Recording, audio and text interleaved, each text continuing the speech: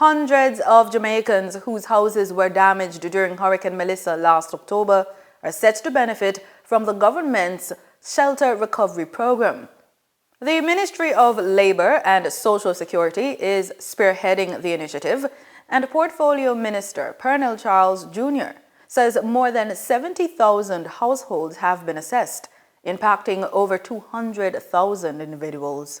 And they have some who have no significant damage, others minor, major, severe. Now we focus down on the minor, major and severe in terms of those who will receive benefit. And so far, in looking on that three-tiered categorization, the percentages are 42% minor, 40% major, such as you losing your roof, and 18% severe, means you really have lost most, if not everything.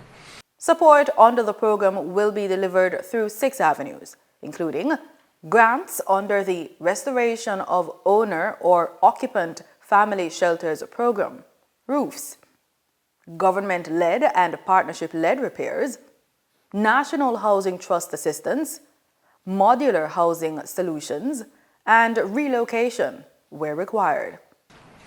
And it includes all of what we are doing, which will be the cash grants, the repairs that have been done, the support from the partners, everything. Once it's connected to our beneficiary list, Senator Duncan, it's a part of the program.